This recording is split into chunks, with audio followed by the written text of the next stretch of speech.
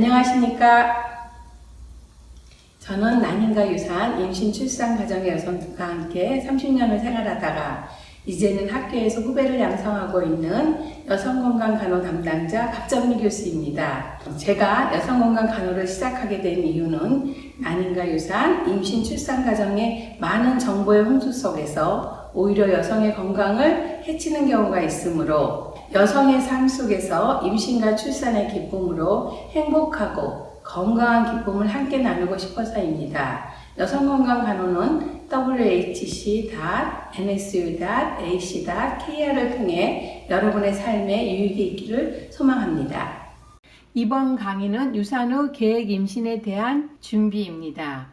임신 계획은 단순히 임신 시기만을 결정하는 것이 아니라 임신 시기에 따른 준비가 필요합니다. 첫 번째, 임신 전 검사를 하셔야 됩니다. 풍진 항체 검사로서 임신 초에 산모가 풍진에 감염이 되면 태아에게 선천성 심장질환, 기머거리, 정신박약 등 선천적 기형을 유발할 수가 있습니다. 임신을 계획하고 있다면 풍진 항체 검사를 받아 항체가 없는 경우에는 꼭 예방접종을 하시고 예방접종 후 3개월 동안은 반드시 피임을 한 후 임신을 시도하시기 바랍니다. 두 번째, 간염과 일반적인 간 기능 검사입니다. 임산부가 간염에 걸려 있으면 출산 때 아기가 산도를 통해 나오면서 간염에 걸릴 확률이 높습니다. 따라서 미리 간염 예방접종을 받아 항체를 만들어진 후 임신을 하는 것이 안전합니다. 임산부가 간염 부근자인 경우는 출산 후 바로 아기에게 면역 글로불린이나 백신을 접종해서 간염을 예방할 수가 있습니다. 결핵 검사입니다. 우리나라에서 결핵은 전반적으로 유병률이 높습니다. 임신을 한 뒤 방사선 검사를 하면 방사선에 의한 태아의 이상이 우려가 있으므로 임신 전에 미리 검사를 받는 것이 좋습니다. 자궁 경부암 검사입니다. 임신과 출산과는 직접적인 관련은 없으나 우리나라 여성암의 1순위가 되는 자궁 경부암이라는 것을 생각할 때 예방적 차원에서 반드시 검사하는 것이 좋습니다. 난소와 자궁 근종의 초음파 검사입니다. 자궁과 난소에 혹은 없는지, 기형은 없는지 이상여물을 검사해서 임신을 시도하는 것이 좋습니다. 빈혈 검사입니다. 혈액 검사를 통하여 빈혈 유무를 확인합니다. 빈혈이 있는 경우는 그 원인을 밝혀서 임신 전에 철분제를 복용해 빈혈을 치료 후 임신을 시도하는 것이 좋습니다. 혈액형 검사입니다. 정확한 혈액형 검사는 응급 상황에 도움이 되며 혈액형 인자의 불규칙한 항체를 검사하여 용혈 현상 등으로 인한 유산이나 조산 사산의 위험을 줄일 수가 있습니다. 성병 검사입니다. 임신부가 매독에 걸렸을 경우 태아는 선천적인 결함이나 이상을 갖고 태어날 수 있습니다. 다행히 임신 전이나 임신 초기에 발견하면 효과적인 치료가 가능하며 이런 경우에는 아기에게 문제가 없습니다. 매독, 임질, 에이즈, 클라미디아 등 성병 검사 결과는 예비 엄마에게 반응이 양성으로 나타나면 예비 아빠도 같이 검사를 받아 치료를 받으시면 되겠습니다. 임신 중독증 및 당뇨병, 요도염, 신우염, 신장병 등을 진단하여 임신 위험 및 유산 조산의 위험을 줄입니다. 임신 초기에는 태아의 모든 기관이 가장 활발하게 발달하는 시기이자 자궁이 안전하게 착상이 되어가는 시기이므로 임신 초기에 특히 각별한 주의를 기울여 주시면 되겠습니다.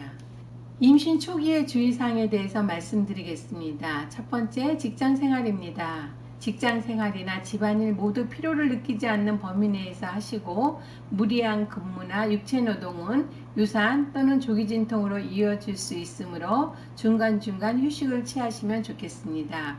운동입니다. 임신 중 피로를 느끼지 않을 정도의 가벼운 운동은 혈액순환을 원활하게 해주고 식욕을 돋구며 변비를 예방하고 숙면을 돕는 효과가 있으므로 임신 중 운동은 가벼운 산책이나 가벼운 운동이 좋습니다.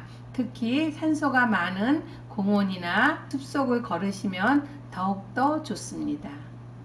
임신 초기에 무거운 짐은 들지 않으면 좋습니다. 무거운 짐을 들게 되면 자연스럽게 배에 힘이 들어가며 배에 힘이 들어가면 자궁 수축으로 이어져 태아에게 조산이나 유산의 영양이 있을 수가 있으므로 무거운 짐은 들지 않도록 하면 좋겠습니다.